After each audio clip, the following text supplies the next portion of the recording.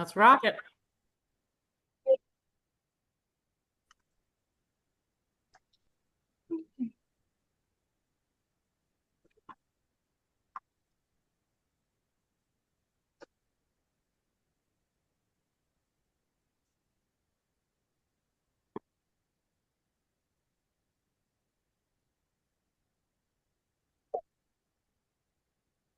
Good afternoon, good morning, or good evening, depending on where you are joining us from around the world. It is our great pleasure to welcome you to the fourth webinar of the Emerging Technology series, proudly hosted by Women in Nuclear Innovation and Win for Peace. Thank you for being with us today, and we explore blockchain enabling data integrity for AI models in power generation. In this session, we will dive into how blockchain, artificial intelligence, and digital transformation are reshaping the future of nuclear energy. From secure data management and transparent operations to resilient, geopolitically aware supply chains, we are delighted to have an exceptional lineup of speakers who will guide us through the latest developments, practical applications, and strategic implications of these emerging technologies. Thank you once again for joining us, and we look forward to an engaging and insightful discussion.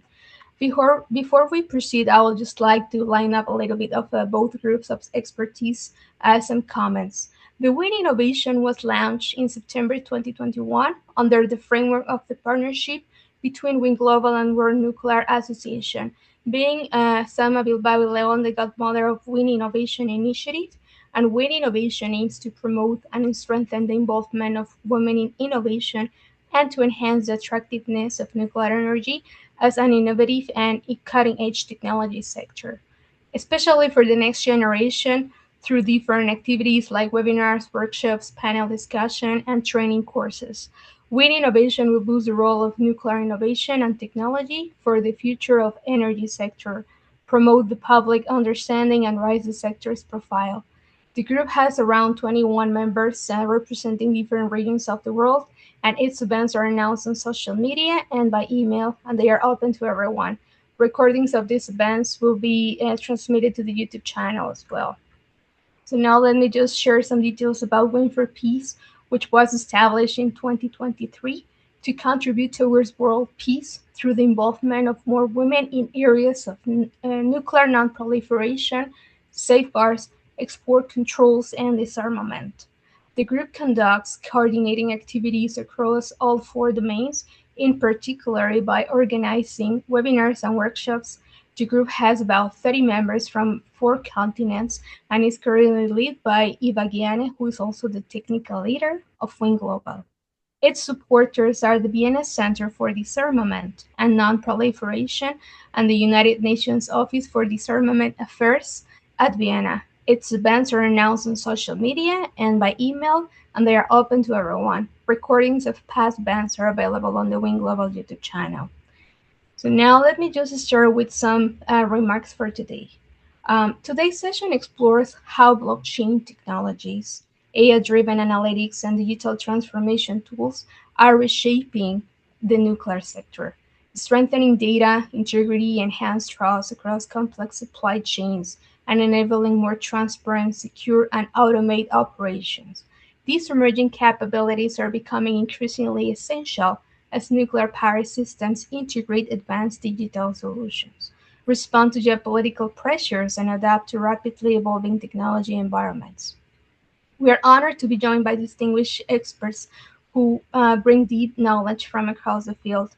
Mark Lager, who will discuss blockchain roles in reinforcing nuclear supply chain integrity, Cindy Vestergaard, who will highlight the potential of blockchain for international security and safeguards applications, and Elena Park, CEO of Ecolabs, who will share insights of how AI-driven geopolitical forecasting, blockchain based ledgers and smart contract automation can strengthen nuclear supply chain resilience. Together, their perspectives span the technology collaboration and strategic dimensions of blockchain and AI integration, offering a comprehensive view of how these technologies can support safer, more efficient, and more reliable nuclear energy systems.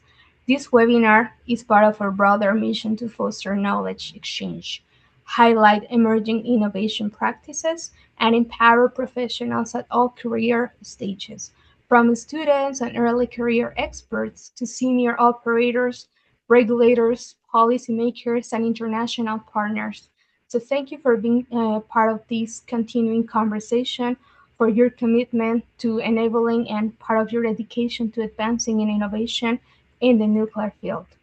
So let's begin. And this is the agenda that we have for today.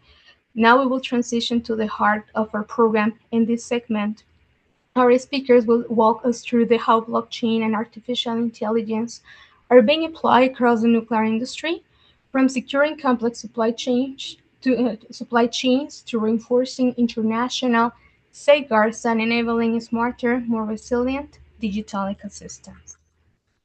So with that, I'm pleased to introduce our moderator.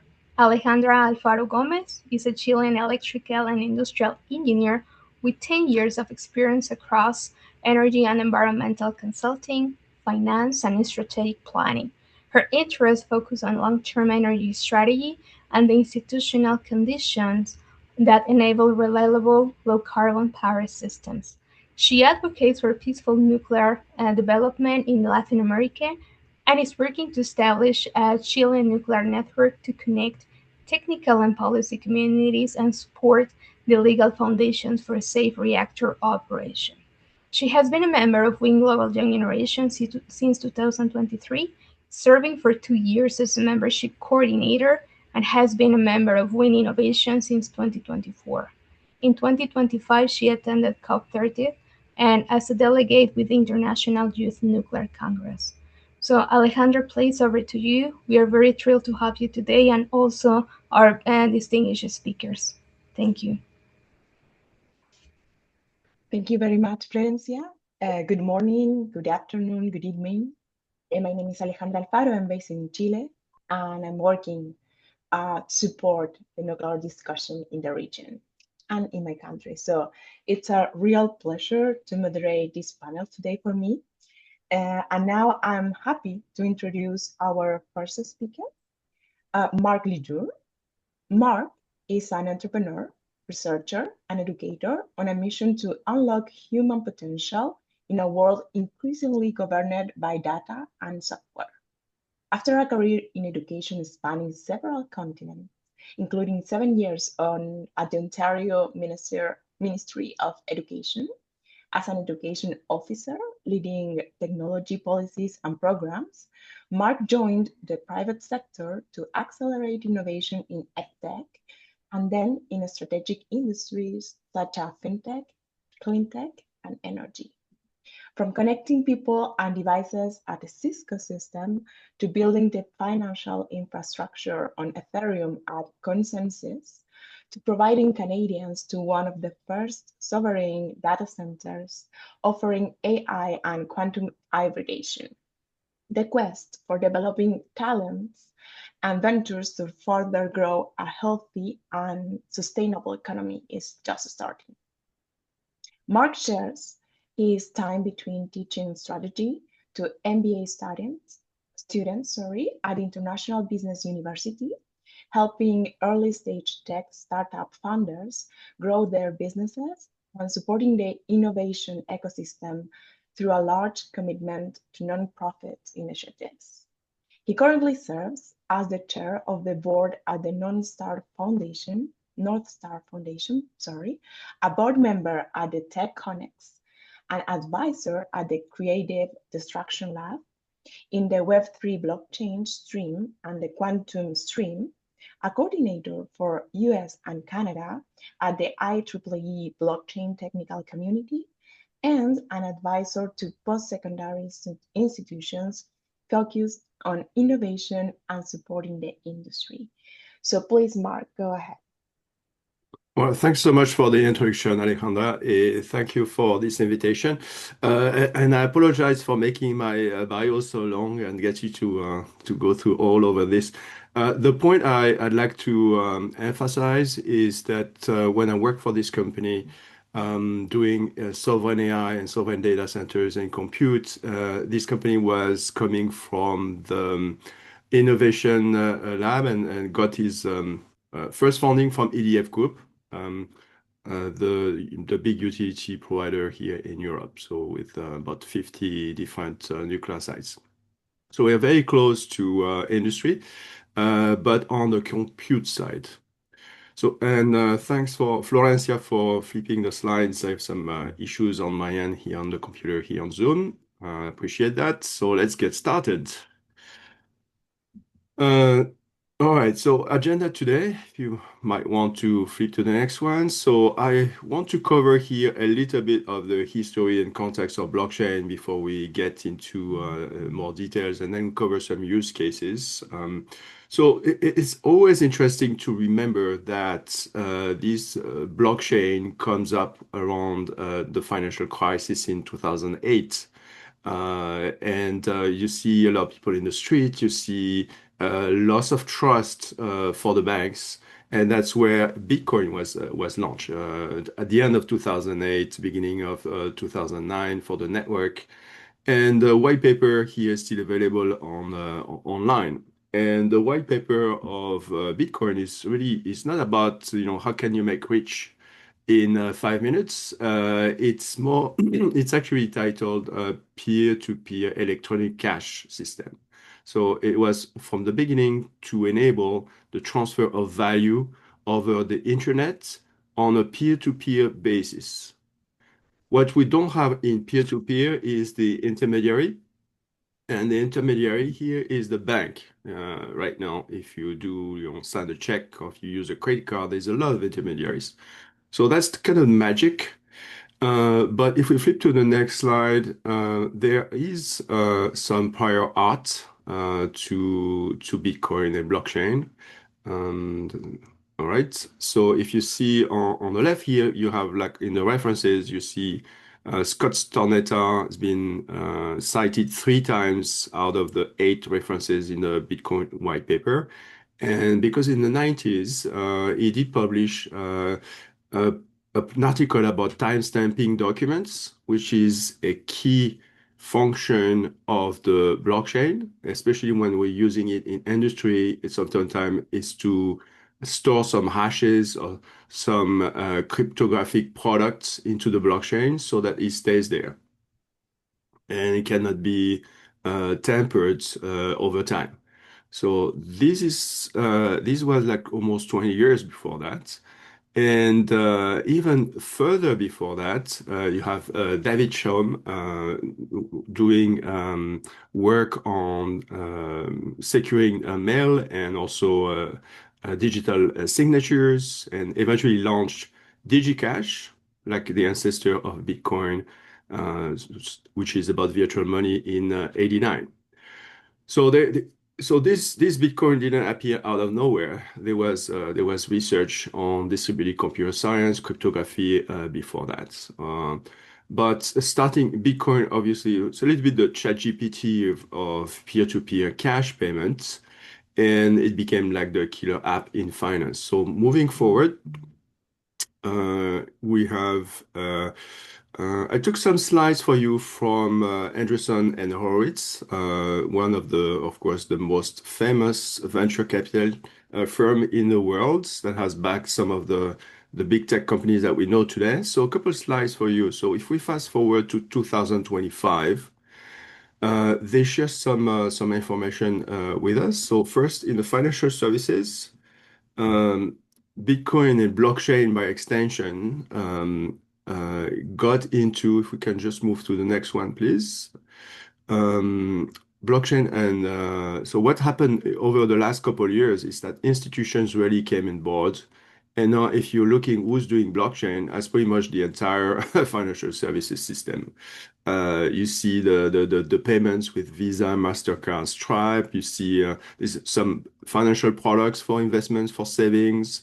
JP Morgan has been working on it. So all the heavyweights are actually working on sometimes blockchain. So blockchain has become a payment rail. It's become a way to transfer value over the internet safely. And why do bank cares? Because it's more efficient.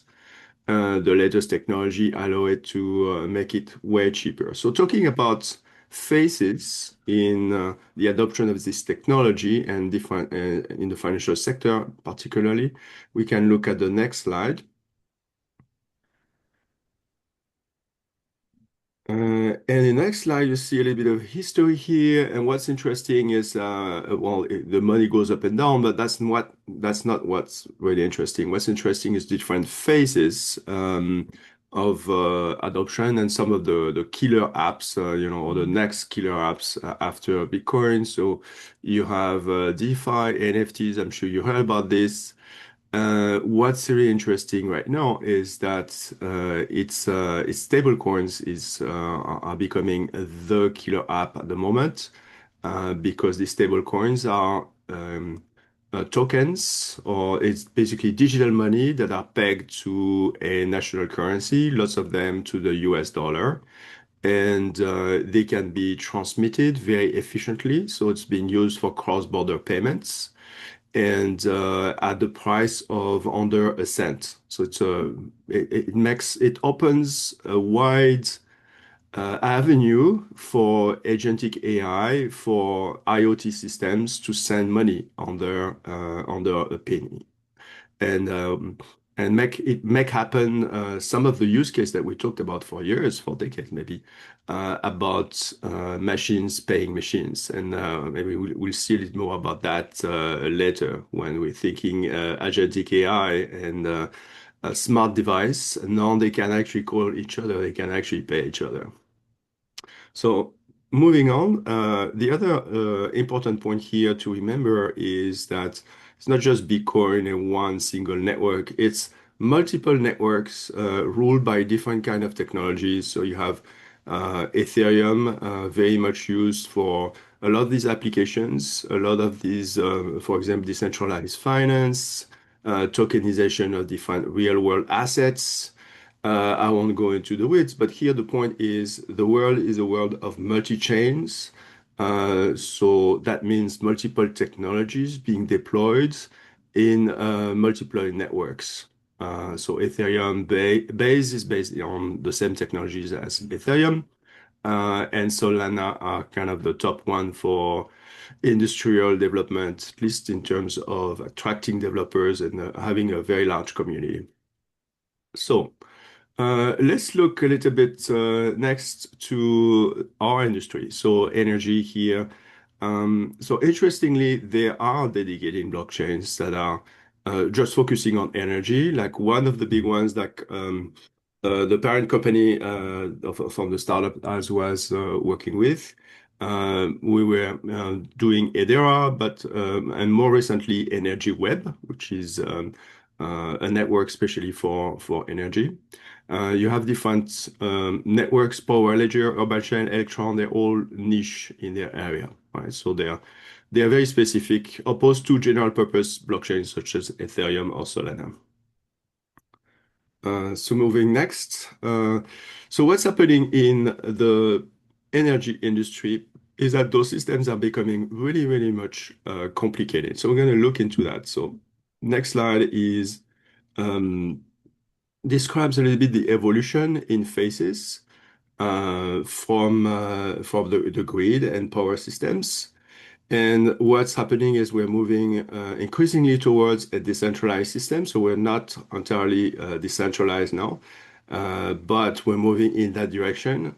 If we are thinking decentralization, that's where we're entering the realm of blockchain and where it's important to get machines to talk to each other, to negotiate, to transfer value to each other. And that's where blockchain is very interesting.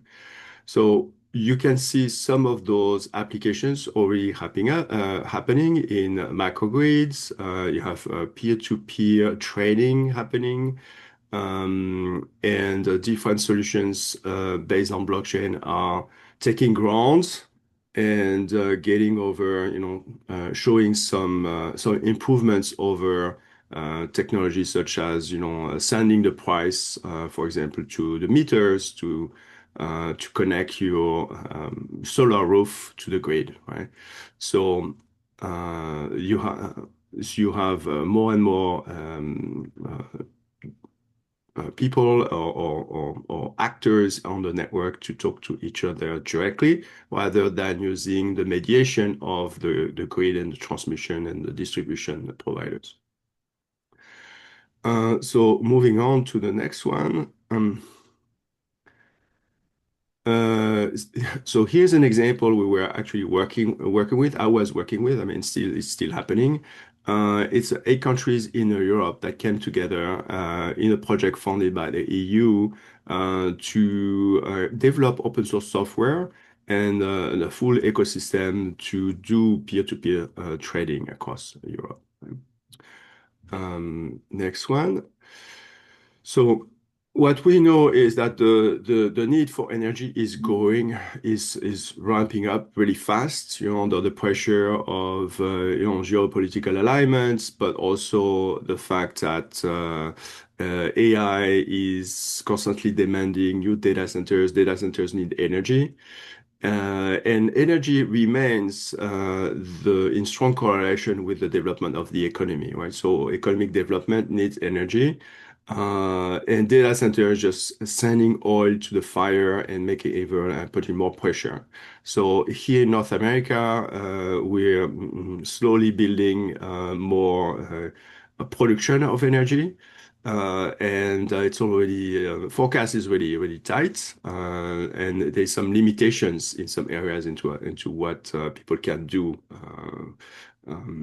according or be permitted to do to consume energy. The other thing is these systems are becoming increasingly complex. So we're using AI to provide forecasts on the grid, to look at different, for example, equipment that might be taking off, or needing repairs. And increasingly, we're using also new technologies like quantum computing to do some of the same, to identify a little bit what would be happening on the network, using multiple devices, IoT devices, peer-to-peer trading devices, and different technologies become somewhat offer kind of more complexity to the system. And here's a little bit of graph of what happened in Spain, and just showing the point that there is a lot of parameters and a lot of variables moving in this network and requiring constant adjustments and a need for predictability. So the next slide, I think, is about the actual need for and demand for energy. So what's interesting is the demand for energy is growing faster than the supply. And according to the IEA, it's actually 6 times faster, which is a lot, a big differential. And there is pressure on different countries to actually grow their energy supply. Obviously, that requires a lot of capital, and it's also therefore a very slow process. You need time and capital. So a lot is done to actually extend or find new ways to extend the capacity, extend the access to energy on the grid without having to invest like millions and billions of dollars on the grid. So peer-to-peer trading is one way to get there. Talking more flexibility and having communications with customers is also another way to smooth the consumption curve. So moving on here, the point here I want to make is that the system is getting more complex, more interesting from an engineering point of view, certainly, and more flexible and able to become intelligent and react and provide all the good things like efficiency, economic efficiency, uh, and a degree of intelligence and self-reliance. However, it creates also some issues with and because it grows the attack surface and augmented the number of vulnerabilities there that attackers can take advantage of. Uh, we're also seeing events like such as extreme weather network that is also throwing a wrench in the whole planning process and put more pressure to adjust. So moving on to the next one, talking a little bit about what we're doing here at Quantor. So not solving the world problem, but we are focusing on the industry and the generation of power and industry. That's one of the use case that we're looking at. In maintenance, repairs, and operations, people have to, or technicians have to move and remove different components to maintain the operations of the nuclear power plant or other, gas plant or whatever. One of the issues and difficulties that the industry is facing is to recognize or to authenticate the provenance of each piece and making sure that each piece that is replaced or put or in the system is actually what is intended to be there and is actually going to do what it's supposed to be doing. So what we're looking at is a system to validate, to do a quick check so that the technician can see transparently that the piece, the component is actually the one that's supposed to be there and can do that very effectively with a very strong guarantee that it is the piece is exactly what it is to be. So how is that working? We're using some kind of technology to put a chip on every component, a puff. So it's a small chip that in factory will generate a unique piece of ID, some kind of a key that's unique. There are different techniques to do that. One is using radio frequency, like radio signals. The other one is using SRAM, so memory. And in factory, all of these are, tiny little defects or changes, and this delta is actually providing a unique differentiator, and that is turned into some kind of cryptographic key. With this unique ID, now we can trace which component is which on the chain. Everybody has a little bit of a passport, and we're using the blockchain to actually anchor this passport into a ledger, into a record that will maintain it and guarantee that the ID it doesn't get changed by anyone on the network. One thing that blockchain networks are very good at is making sure that no one single-handedly can go and write back the history, years or decades ago. It's actually very, very costly. There's an economic wall. It's an economic mountain, very hard to, almost impossible to cross because you need astronomical amount of compute power in some networks to actually uh, force the chain to rewrite history.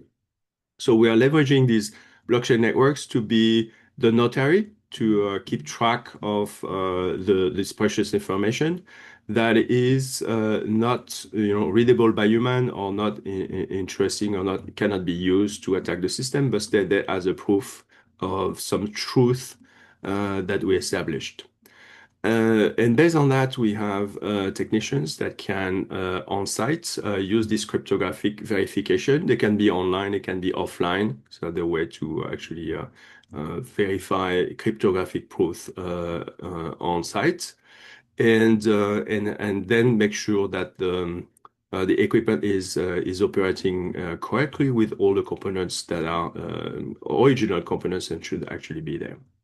The economic impacts of having the wrong equipment and interrupting the production facility in a nuclear power plant. According to our data, it's around $1 million per day. So that's quite a lot of money, right? So a little bit of money to prevent that goes a long way to avoid a big loss and interruption with all what that means for the consumers on the grid. So that's a little bit what we are really, really focusing on.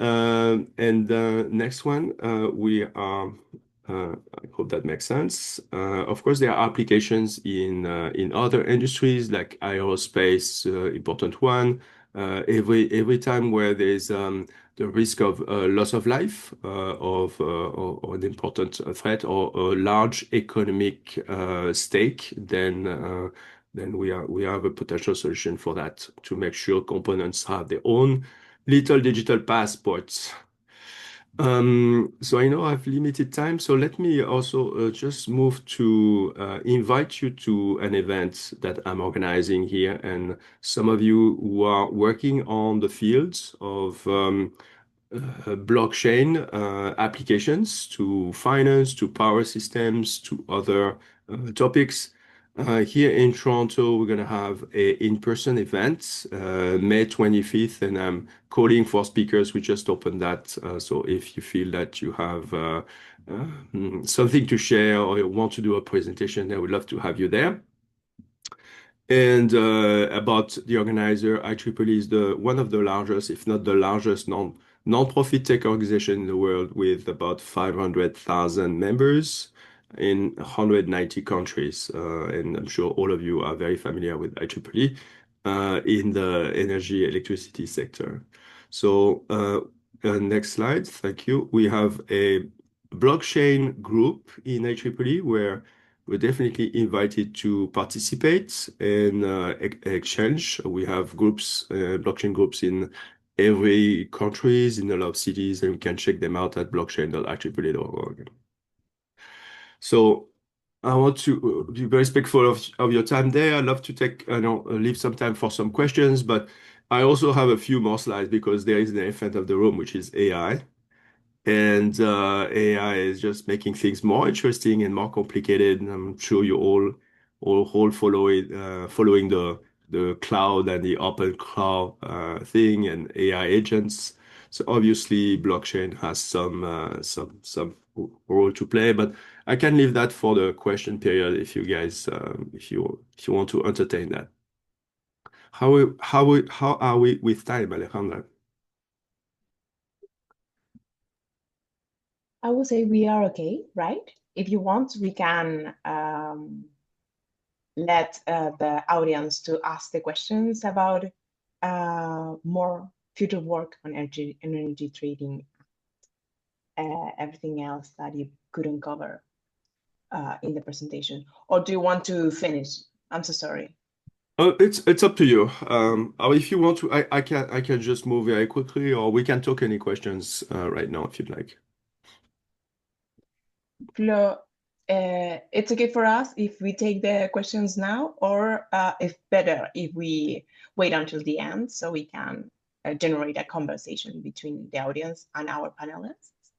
Mark, you can finish your slides and then we move into the Q&A session when you and Cindy and Alena are ready with finalizing their presentations. Oh, If that's okay, okay. perfect. Let's do that. Let's do that. All right. So it's just only a couple more slides to give you more food for thought so you can go big with the questions later. So this slide talks a little bit about, summarize a bit some of the future work and where people are actually doing research right now. So there was this interesting literature review about using blockchain for peer-to-peer trading here. And you have, the authors, Santos and all, surface that most of the research is peer-to-peer and doesn't include the reality, which is a lot of peers talking to each other, and there's more research needed there. There is some more work being done in the marketplace.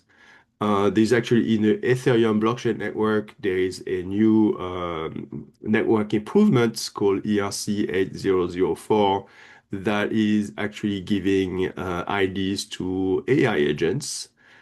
So now these AI agents can go and look for each other and ask different questions. And they can delegate work to other agents, they can pay agents, they can look for information.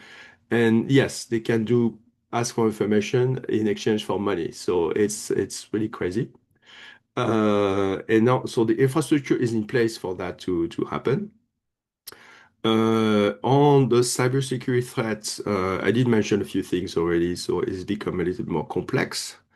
AI is both a factor of threats and challenge and a way also to fight against it. It's cybersecurity. I'm sure Cindy will go over this way deeper. It's really a cat and mouse game. It's about using the best tool to fight against your opponent. But interestingly, in AI, some of the big issues that we have are the deep fakes, disinformation. So how do we know that this information is correct or not, especially, in terms of times of elections or different things like that? And hyper-personalized social engineering, where AI is basically reading your data and just crafting something that would be compelling to a human to act on, basically fool us. And on all of this, blockchain can provide some kind of guardrail or some kind of controls to make sure that doesn't happen, to find a bit what identity is, for example. So moving on to the next one. Um, yeah, so this device actually can pay, right? So you have a little bit on the right. I think I took that from Qualcomm. Yeah, it's a study from a consulting company that provides a bit use case for frictionless payments. I put the links on those slides, and of course, we can make those slides available. I'm totally fine with that. You can see that appliances, energy payments is right on here in the middle, so not entirely deployed yet. We can think of EV charging. One of the use case that we talked about in blockchain for a long time, that's kind of a big vision blockchain use case that none can actually become very close to be adopted. Imagine you're driving in the city in your car, of course, a very smart city, a very smart car. You stop at the red lights, and now you can have an induction plate under the ground and charge your car for maybe a few more charges with a fast charge, and your car can pay on behalf of you directly to the city there. So all these micro payments from your little solar roof to the grid or machine-to-machine payments, there is actually not only a note, a message that can be sent to central office to issue a check letter, but this device can actually carry the money themselves and can pay themselves, and the cost of transaction is getting very low. So if we move to the next one, if you're interested in payments, one of the most famous protocols people are talking about right now is the X402 protocol. So you might be familiar with this three-letter or three digits code here from the HTTP protocol. You probably know the HTTP 404, which means page not found. 402 means payment not found. So it was actually planned in the HTTP protocol that at some point the HTTP people would be sending money through HTTP. X402 is the most recent implementation of this payment not found protocol. So when the web server sees an issue like this, it just can handle it or issue payment not found. What's really interesting now is that you can have APIs, therefore machines and agents can actually use that protocol to send money. So X402 was developed by Coinbase, the leading, I think it's probably the biggest central exchange for crypto assets in the world, based in the US. But you have Google and others, MasterCard, Visa, they all created their different protocols, Google with A2P. So this is massively being implemented at the moment. And if you add that the convergence with stable coins, and in the US, there's a new legislation that came up. The Genius Act came up last summer. In many countries, you can have legally stable coins. So the legislation, the technology, the networks, everything is converging now to actually make AI, IoT, 6G, 5G, and blockchain all able to interoperate with each other. So if we move to the next one, If you never heard about OpenClaw, I mean, that's the thing that you should definitely check out and catch up with. You know, it caught fires over the last couple months. It basically some guy that was the developer of PS2 PDF, so a very smart developer, took a holidays like 3 years away from programming, and then came back and said, "Well, I'm gonna do some vibe coding." And he did this open source code that can basically, I would describe that as some code you download to your computer and put your computer in self-drive. Basically, when you install this, you give it access to WhatsApp, Telegram, whatever, and now you ask it to do anything, and it will just do take over the computer and do that thing for you. Um, Needless to say, it's a huge security risk, right? And when you give access to your bank account, your Telegram, lots of my friends, and that's fine. And a lot of my friends lost their Telegram accounts. Funny enough, now you have these AI agents. I mentioned marketplace. Now they have their own social networks where humans are not necessarily invited to participate, but they can observe, and you can see that also they have their job boards where we invited. They look for humans to participate, right? So very interesting. And the next one and final one, I promise. Um, Mark, yes, uh, we have a couple of minutes left. yeah. Right. So let's go. Some of the main points here was kind of to finish my main point here that blockchain can create controls and guardrails to AI running wild. Blockchain helps with providing identity to different systems, different agents. It provides some ability for them to coordinate and access marketplace. Provides an ability for agents to do payments at a very low cost, but also with more security than just giving you you giving access to your bank account to your machine, right? Or your credit card. So now you can have direct machine-to-machine payments and the traceability that also you expect from a blockchain network.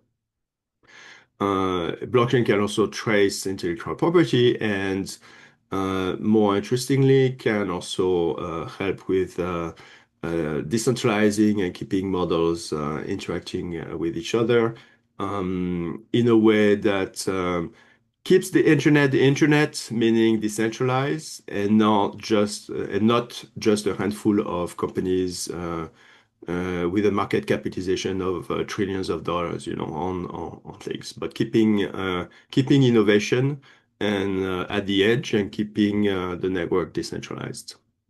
So that would be my parting thoughts, and thank you so much for your time. I'm looking forward to questions. Thank you very much, Mark, for that great overview of blockchain applications. Very insightful. And I would like to remind everyone, if you have questions, please feel free to post them in the chat to the Q&A. And also the recording of this webinar will be available on the Women in Nuclear YouTube channel soon. Okay.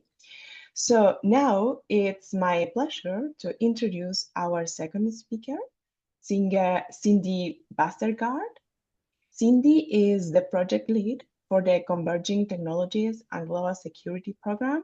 She previously directed the Nuclear Safeguards Program from 2016 to 2022 and the Blockchain in Practice Program from 2018 to 2022, and was a non-resident fellow for both programs in 2023 when she served as Vice President, Special Projects and External Relations at Data Trails. Before joining Stimson in 2016, Cindy was previously a senior researcher at the Danish Institute for International Studies in Copenhagen, Denmark. Prior to DIIS, she worked on non-proliferation, arms control and disarmament policy and programming at Canada's Foreign Ministry. Positions, among others, including Senior Policy Advisor, Global Partnership Program, and Senior Policy Advisor for Foreign Intelligence Division, and Political Officer at Canada's mission to Hungary and Slovenia. Cindy has been an external lecturer at the University of Copenhagen, a regular contributor to media outlets, and presents nationally and internationally on weapons of mass destruction, proliferation, and disarmament issues. She has a BA in International Relations from the University of British Columbia, an MA in International Relations and European Studies from Central European University in Budapest, Hungary, and PhD in Political Science from the University of Copenhagen. So, Cindy, please. Great, thank you. I need to be able to share the screen. There we go. Thank you. I think that should work now. I am not going to talk about anything to do with cryptocurrencies. This is one of the areas that can you see that? That when it comes to non-proliferation, arms control, disarmament, tokenization is not the way to go. So I want to actually divorce myself a little bit from what Mark was saying regarding the cryptocurrency side of things, because that's not how we've been doing it when it comes to the non-proliferation side of things. For a variety of reasons, of course, one being specifically that we're not exchanging money when it comes to nuclear safeguards. We shouldn't tokenize safeguards either. This is something that is done because of international agreements, international law, and of course, an NPT. So what I want to do is take you through more what we are, let's get back to this full screen here. There we go. Take you through what we've done looking at a proof of concept that we did for safeguards, take you through a little bit what we talked about in some of our research regarding nuclear security, and also to let you know that to jump on Stimson's website whenever you get a chance and check out our blockchain work. We've done a lot on chemical weapons convention and specifically chemical security as well. So on nuclear safeguards, I have a feeling this group is a little bit savvy about what some of the safeguards implications are in terms of implementation. Of course, these are technical measures that are implemented by the International Atomic Energy Agency. And there are a number of different challenges when it comes to implementation of nuclear safeguards. Of course, they've been around since the NPT, well, since actually the establishment of the IAEA, but comprehensive safeguards have been in place since the NPT. And so a number of different challenges that the IAEA faces when it comes to safeguards. One is the number of frequency and volume of reporting. So if we go back to those early years in the 70s, as more and more countries were signing up to comprehensive safeguards agreements, around 20,000 data points is what the agency would receive in a year. Now we're upwards of 1 million data points. So the amount of information, of course, is immense. A lot of drinking from the fire hose, of course. Systems themselves, of course, are outdated. The IAEA has about 4 different databases that it uses for its safeguards. And there is an incredibly strong requirement for confidentiality, data integrity in particular, and traceability. So we looked at how distributed ledger technology, so not blockchain, but a subset. Blockchain is a subset of DLT, the overarching technology, if you will. And looking at it as, well, it's append only, very similar to safeguards. It's immutable. And there are greater efficiencies for the inspection effort, whether in the field or also in the agency itself at headquarters, in particular because there is one authoritative ledger, not 4 different databases, not different places for location of the data. It's one authoritative ledger that can also stand up to forensics. So back in 2019, 2020, we launched Slavka. It's just a proof of concept, very small scale, with the Finnish nuclear regulator STUK and with the University of New South Wales in Sydney, Australia. Slavka sounds like a Nordic vodka. It's not, but it is a good name for it, I think, down the line. We should do our own vodka, I think. So as I mentioned, it's a very small ecosystem, a very small proof of concept where we had 3 operators, so power operators, 2 of them, sorry, 2 power operators and 1 for the Deep Geological Repository to also represent the DGR that's currently being built in Finland. This was one of the major motivators for Finland at the time was how do we show fidelity and integrity of data over very long term and long timelines, particularly when it comes to a deep geological repository. And then we had three regulators, the national regulator, FINREG, regional regulator, and then the world regulator. So it is a fictional world, but based on real world data flows. I'm going to show you here what it looks like just so you can see how DLT works in practice, where we're doing a verification by the regulator. So FINREG would be going in and seeing, verifying what this would look like. So in this example, in this video, you are the regulator. You'd be logging in, you give your password. And then when the screen comes up as the operator, essentially very godlike in the ability to see everything that's happening in different operators. So you could see what's happening in PVO, in the DGR. And if you want to go in and look at one specific batch, for example, like batch 5, you can see all the different details that would be in there and the whole history as long down as it would go. And within this, so the regulator, let's say, is on site. They can see the batch details that they have on the books, and then they can see what they actually physically have in front of them, and then they can click the verify button. And then it will show that it is verified by regulator on the next screen here. But as just also, as you can see while we're waiting for that, that the regulator has the ability to also look by owner, by batch, by last transaction, also by status, what is verified, what isn't. So it gives a much more nimble approach for the operator to be able to look at this from that one authoritative ledger. So here you are, and then you can see now we've got batch 5, and it is verified by the regulator. In terms of the permissions, the regulator, and this is also one of the beautiful things about DLT, is that it can allow permissions for certain people and then and not for others. So we are very much looking at private DLT systems, not open public systems at all. These are very much with curated data for these specific ecosystems. So the regulator can query, show origin, and verify, but they can't actually change attributions.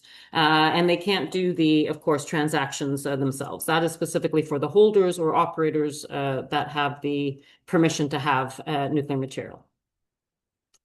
One of, I think, the most fascinating things about DLT is when you look at current reporting for safeguards, it's very hierarchical, very, operators at the bottom level up to the regulators, national regulators, sometimes regional, and then up to the International Atomic Energy Agency.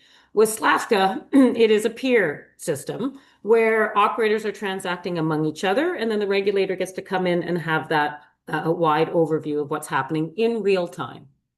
And it really depends on the system of the national system that's in place, how operators also would be sharing information, because they might also decide between themselves that they share a lot more information than they do with other partners if they're doing, for example, a transit.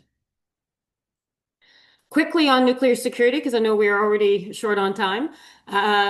We're looking at nuclear security and DLT, and I think one of the most fascinating things for us is how this would help shift, or as we are shifting, from a perimeter-centric, our guns, guards, gates approach and fenced-in perimeters, to looking at a perimeter-less, where it is of course, the cyber aspects. It's also the transport side of things. You can put a mesh, a DLT mesh, if you will, over a transport container, over a truck, over a ship even.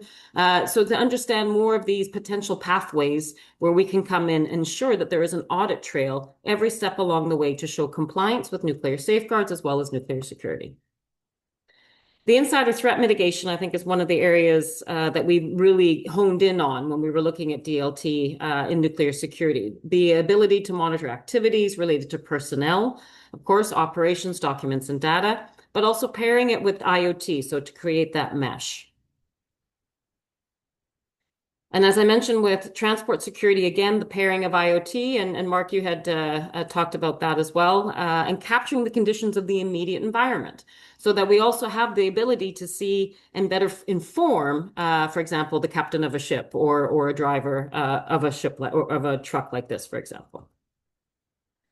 And then nuclear security and nuclear safeguards always come together on NMAC, right? Nuclear material accounting and control, both for safeguards and security. So that same data that you're using for security and safeguards can be used for, of course, each other. So if you have that in one ledger, then that in of itself will also create greater efficiencies and do that more streamlining and secure accounting information.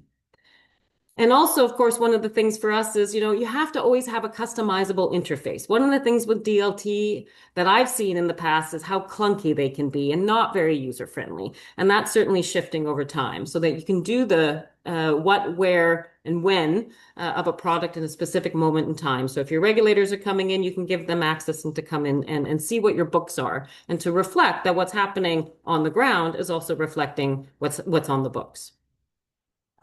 So lastly, DLT, of course, has that potential to monitor and verify data in real time related to whether it to be personnel, operations, documents, can also build trust among skeptical parties. That's what we all are in nuclear, very skeptical of each other, but also to improve that information sharing in a way that there is confidentiality that is secured, as well as also implementing self-interrogating systems that can drive accountability.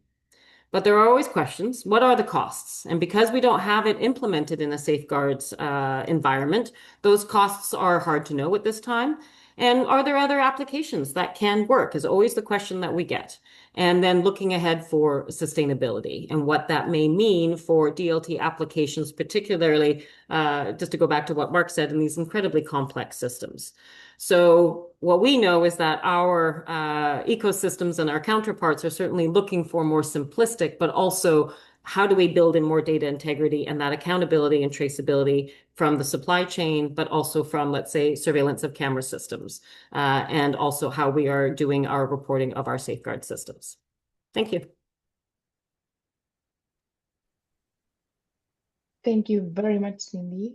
That was a very interesting overview of DLT potential for nuclear and peace. So now we can move to our last speaker, Alina Park. Alina is a machine learning engineer specializing in risk intelligence. At 20, she became a founding engineer at a DARPA-based startup focusing on risks in the blockchain industry with investigations including human trafficking and money laundering detection. Later, she expanded into cybersecurity, physical risk, and geopolitical forecasting. She has authored state-of-the-art AI papers, guest lectured at Stanford and Columbia, and is now building Ecolabs, the first predictive engine for global logistics. So please, Alina.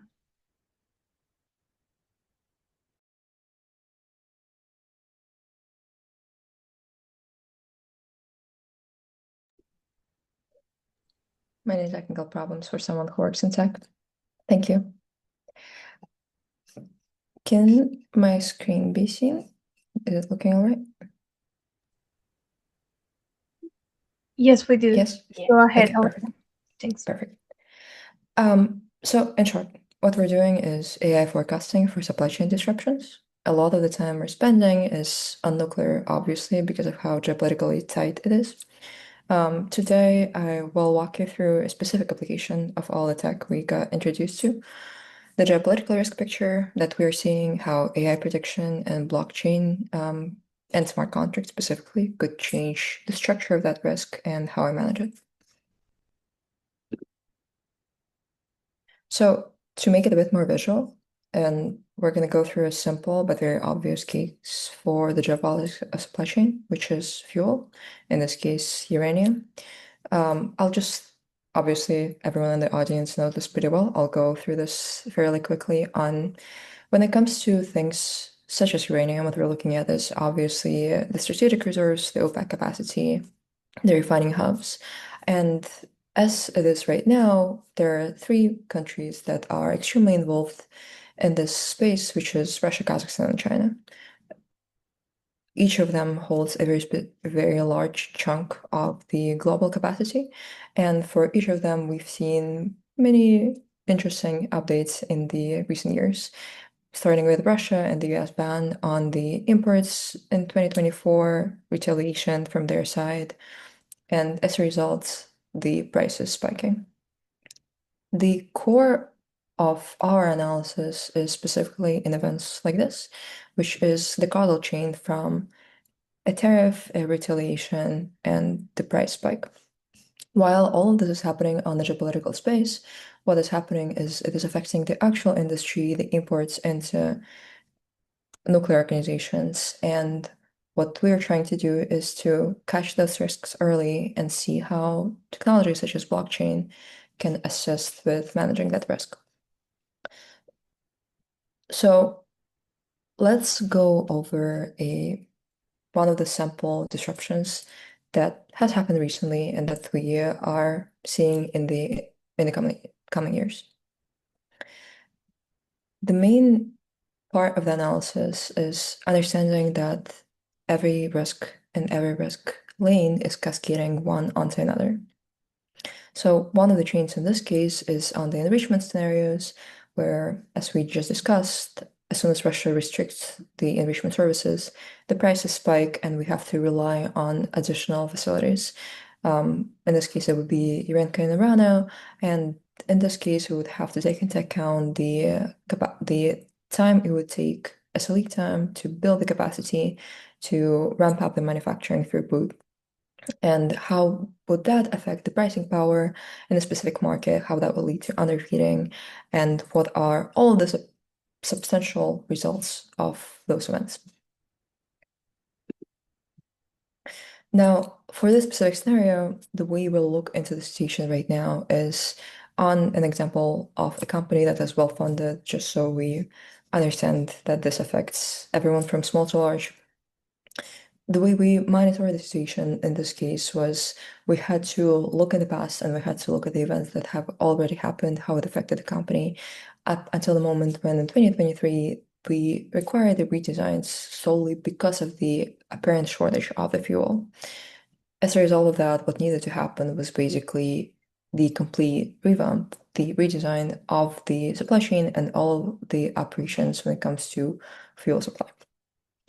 The obvious problem with a scenario like this is by the time something happens, we already have the lead time of building up the capacities, which basically postpones many of the developments, not only in nuclear, but across different industries that have to deal with hardware or physical resources by several years. Now, to cover the difference of nuclear, some of the other industries, and how things could be changed. The missing layer in many of those cases is a three-part. The risk data infrastructure itself. So how exactly do we collect the data? What would it be? How do we analyze it? Which is where AI comes from. The risk transfer and hedging, which then comes to insurance, reinsurance, and how those industries handle it. On an example of maritime shipping, there have been recent developments and discussions around the parametric insurance creation while analyzing the AIS data, the port congestion indices, and all of the similar signals. The combination of all of those is specifically what companies like ours is focusing on, which is making sure that we get the right data, we analyze it in the right way, we make the necessary forecasts, and we can move on with the structured way of dealing with risk. So let's discuss the more interesting part of this than the things you already know about geopolitics, the quantitative risk assessments and the probabilistic forecasting when it comes to events such as that. Again, the current approach is more of a qualitative risk assessment. There might be a cut in the enrichment. That is obviously not enough. What we're doing right now is we're analyzing the diplomatic signals, the statements that politicians make in interviews, that they make in social media, that pop up in the media that all of us are consuming. The SOU contract expiration schedules, the capacity expansion timelines, the lead times, and production patterns.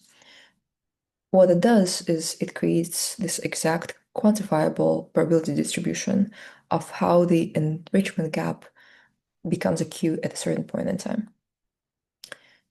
Right now, it is being done actively and is being actively developed, especially in the Bay Area, with the use of AI. We're training the specific models for each of the data lanes. We're forecasting with statistical distribution of how can it proceed in the future, how would the risks cascade onto one another, and how would a CAS-Adam-Prom cuts production guide a new price for the SVU?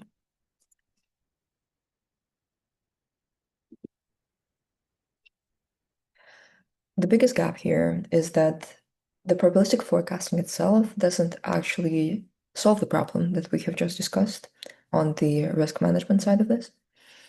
What we actually need is the financial system and the infrastructure that we can be executing against.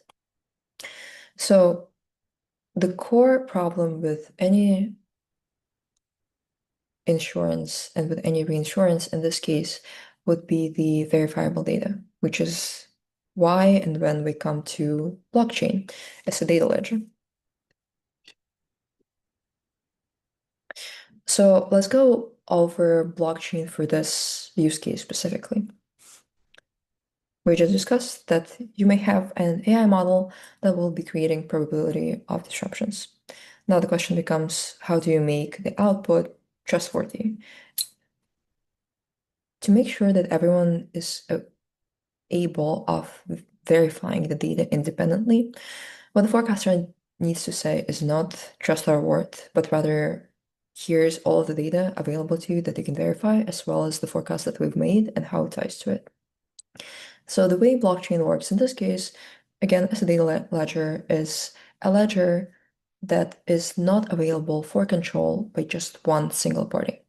It is available publicly, and several different parties are able of controlling it, depending obviously on the smart contract setup. So what happens is every forecast gets written into the ledger with a specific timestamp. This timestamp is tamper-proof. It is a record of what was predicted that cannot be changed, when was it done, and what was the data being used. In this case, the data would be the prices on the uranium, the facility status, the trade flows of data, and the recent political events. All of them are shrunk, encrypted, and recorded alongside the forecast. The forecast, the models, the parameters that have been used before. So again, what the data ledger does in this case is it makes sure that no one, including the forecaster or the insurer or the user, is capable of going back and altering a specific record. It's a public knowledge that just cannot be changed. It allows us to run a complete audit trail from the raw signal of a data event down to the forecast and to the insurance or reinsurance layer. So effectively, this creates a very good quality assurance system when it comes to the data specifically.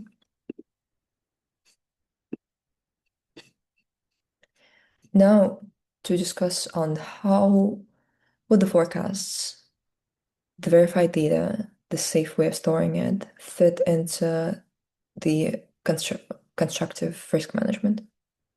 This is where the smart contracts come, and in this case, that would be insurance-linked securities. The smart contract basically would imply that it is a piece of code that is running somewhere on the cloud that has access to all of the data that we have collected, to the forecasts that have been done, and has the preset, it has a set of settings that was preset by the organizations on how to deal with this.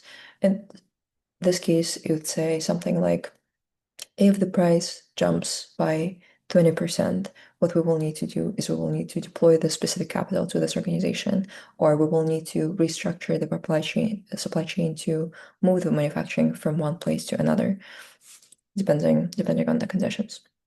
And what's happening in the space of insurance-linked securities and smart contracts is capital markets in this space are actively looking for risks that are uncorrelated to natural catastrophes. And nuclear supply chain is a very good example of this because of the ties to geopolitics. The primary drivers, in fact, are specifically geopolitical. So insurance-linked securities have been in existence for quite a while, and just for some background, they have been used for hurricane risks and large natural disasters for the past 25 years. It's a very basic structure of investors put in the capital. If a trigger event occurs, the capital pays out to the sponsor. So in this case, insurance-linked securities are based on the cloud. They're living Anthem server as a smart contract, as a piece of code. They're pulling in the vital data and they're making it available for the nuclear industry, not only to get the quantitative forecasts of the potential risks that we might see in supply of specific materials, but also on how to handle those risks once they actually happen. That is pretty much it.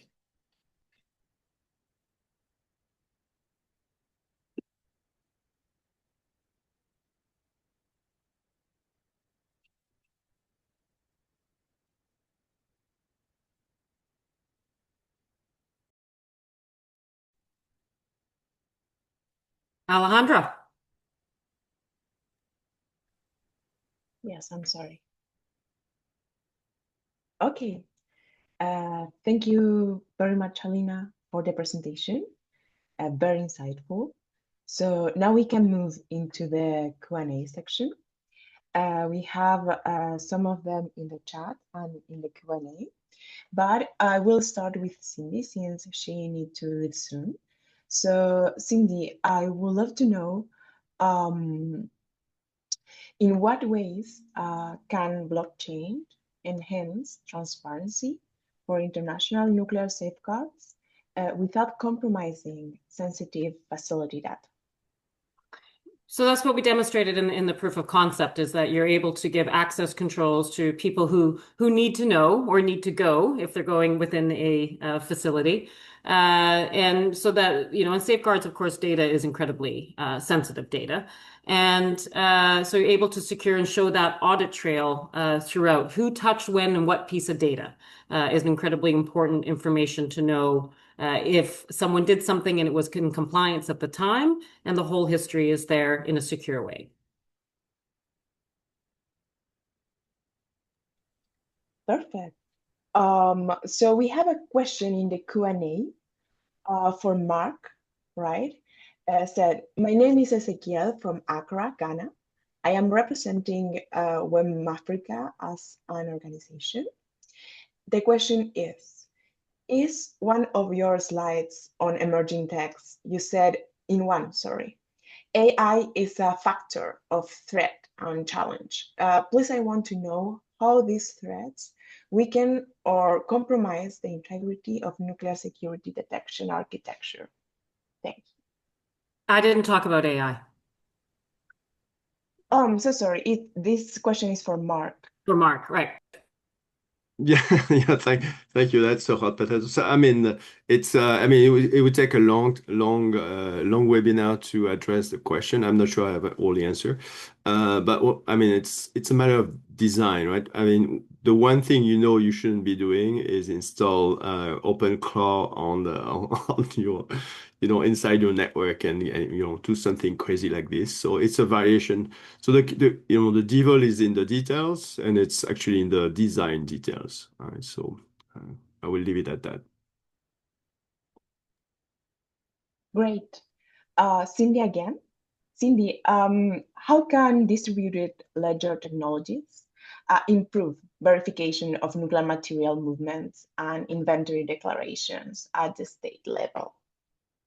It's it's because we have so many different databases. This is one of the ways to be able to bring it together into one authoritative ledger, first and foremost. That in and of itself would be an incredibly huge efficiency gain for the agency, and eliminate, of course, the need to go to different locations for essentially what becomes similar data. So being able to track, I mean, with DLT for safeguards, it's a variety of different things for, of course, the national side, regional, whether you're looking at Euratom, ABAC, for example, the two of them would be able to share that information in a secure way. So you don't always need to know that it was Alejandro that did this, but someone in the organization who has the authority to move something or to do or approve a transfer from one material balance area to another, for example, was done. So, these are the ways, because we don't want it to be known that I'm the person publicly out there who's doing things. We want it to know that, of course, it's an organization so that you have the security all the way down as per your own specific national security regulations and sometimes even own operating security regulations. So that's where we were looking at it with the ability, and what we're showing with Slavka is that indeed we need more testing, of course, but it's a good start, being able to see how this could help secure more and provide that full audit trail that the agency needs. Great, perfect. And just a last question, since we want to hear more about you, Cindy. What role do you see for blockchain in strengthening trust among states in an era of increasing, geopolitical tension? We don't trust each other in the nuclear space anyway. Yes, it is a small group of people globally. 97% of the fleet, of the global fleet, is water moderated reactors, right? So, I mean, the supply chains are small. The group of actors are small. So everybody knows each other quite well. At the same time, of course, we are expanding. We have now a whole range of different startups up there, nuclear, AI, and the whole shebang coming together in this space, which is adding a lot of confusion, of course, and hype and also excitement, rightly so, about a variety of different applications. DLT is that forensics, right? It's the ability to be able to go back and say to a regulator, we can go back all the way to 19, whatever it may be, and show that we have been in compliance. And if we weren't, why, right? Because of course regulations change, they evolve over time, but you can do that capture at every moment. When something is added, when data is uploaded to the DLT chain, what is that whole traceability and auditability. That is for me the most paramount thing. But we have so much more to go forward yet with safeguards and looking at this. In the field in particular is where I'd really like to be able to start looking more, because I think that's where we hear inspectors saying, we want to be able to access and also help, front load the book inspections, right? When they're at the agency, okay, here's where we need to go better, be able to see more specifically pinpoint, because of a DLT platform, where they need to be when they go on site. Instead of doing always the books, as many times it is the case, on site. And again, that's also for national security reasons. Being able to shift technology and adapt, of course, will require sometimes legislation, regulation changes, many times not. It depends. This is something that we're seeing with AI, but essentially DLT can provide that. Yeah, it's that forensics going forward in a secure manner for data integrity in the safeguards realm. Great. So we have just a reminder for the audience. If you want, you can raise your hand and make your question loudly, or also write it in the chat or Q&A section. So we do have a question for Alina. Alina, in what ways can a trusted insider break security without breaking cryptography? Ezekiel again from Accra, Ghana. Thank you, Ezekiel, for the questions. I would say that within blockchain and data ledgers and smart contracts, that would be in the same way it would be in any other industry, assuming that the main contractors are operating in goodwill. The only way would be social engineering or quantum computing to break some of it. Let me think. That should be it. Smart contracts are locked as well as data vendors.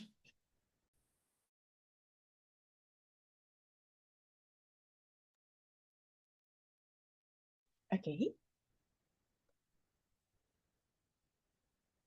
Next question, I guess. I have another for you, Alina. From Ecolab's perspective, what geopolitically patterns or weak signals are currently emerging that nuclear supply chains should prepare for? So many. Have you read the news? So many.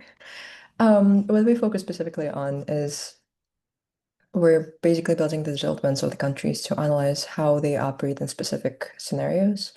What I would say is we recently looked into quantum rare earth minerals and nuclear separately, and as much as they are interconnected, the things you should be looking for is the facility expansion, the lead times, and how the major macropolitical events that are playing out in front of us are affecting those, and which facilities can be used and which cannot be used.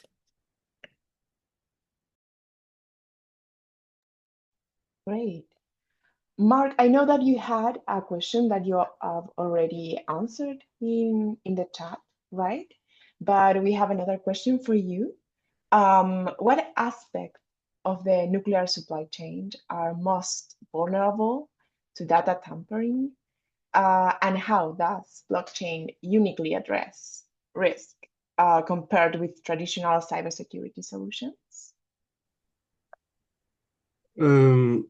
Yes, so there is a number of things that, a number of angles that blockchain can address risk. It does, I mean, like Cindy was saying, I mean, there's the log. You can always use a log that's tamper-proof or tamper-evident. So you can get access to data of what happened. So we can then do some forensic. And so that's one thing. On the more blockchain native type of things. One of the beauty and contribution of blockchain is game theory and economic security. So if you just look at Bitcoin, there's a lot of you just Google it because the price is changing every day, but there's a huge market capitalization in there. So it's basically a big honeypot that the hacker that can crack it would get a gigantic price. So as much money you have in there, the price is bigger and the incentive is bigger. And if it's still there, it's because it wasn't broken. Right? So the way the economics work in the consensus mechanism, no, I won't go into the details. It's proven. So you need the more nodes on the systems and the more the network secure itself. That's basically the basis of it. Good. We do have one hand raised from Brooke Sherman. Brooke, do you have any questions or?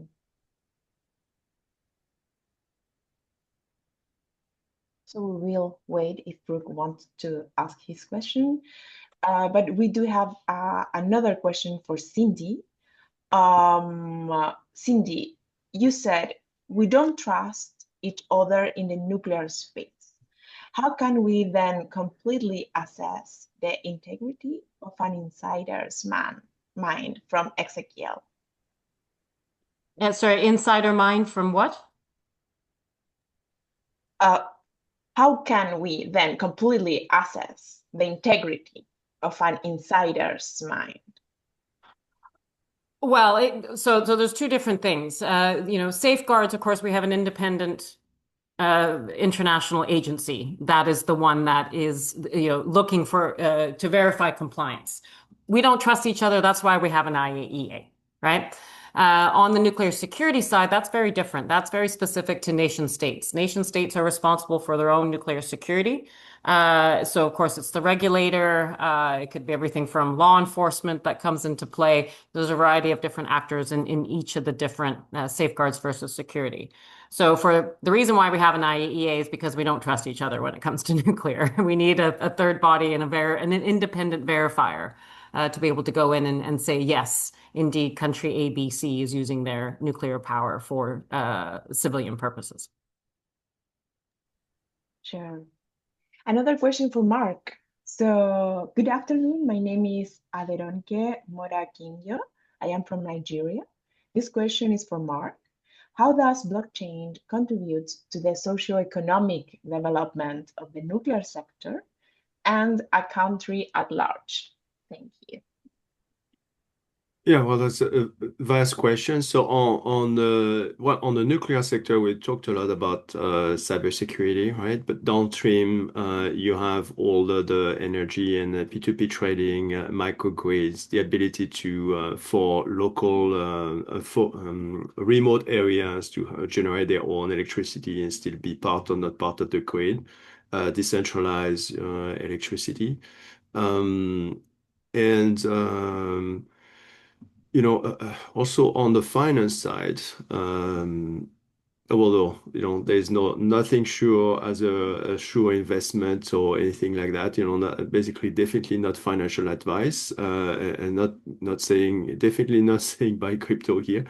But there is a number of sophistication around blockchain networks that provide another layer to finance and can provide the ability to create startups, create a new business, innovate in the financial service sector, in the supply chain sector, in the energy sector. So this is just a new technology that's just starting, such as AI, such as quantum, creates enormous opportunity to innovate and create a new business there. And the gap, like Alina is basically demonstrating in this call.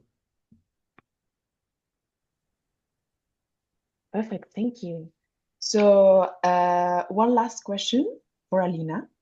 Alina, what data sets are most critical for geopolitical modeling, and how does blockchain ensure the integrity of those outputs?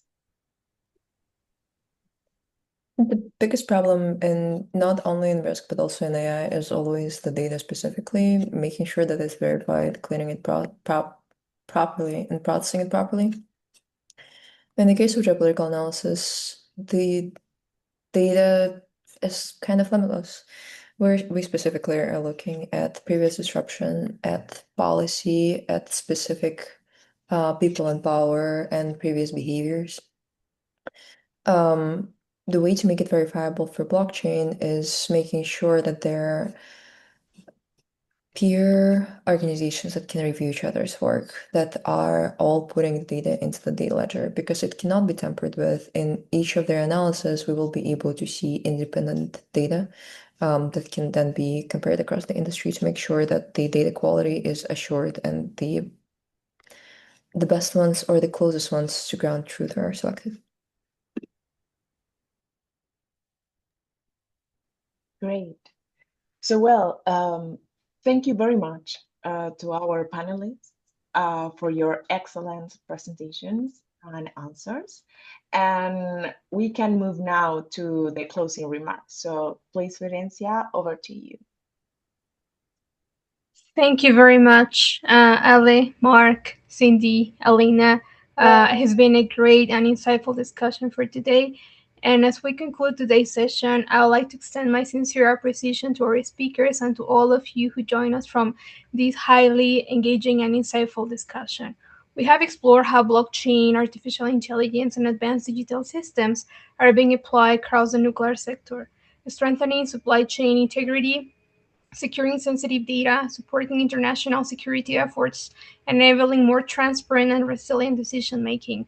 The perspectives shared by Mark, Cindy, and Alina have highlighted the importance of trust, data, architectures, smart contract, automation, geopolitical foresight, and cross-sector collaboration as digital transformation accelerates across power generation and nuclear governance. Their insights underscore a clear message. As the nuclear industry continues to evolve, the integration of blockchain and AI is not only a technological opportunity, but also a pathway to reinforce safety, transparency, and global cooperation. On behalf of women in nuclear innovation and Win for Peace, thank you for being part of this meaningful exchange and for continuing commitment to advancing innovation responsibly within the nuclear field.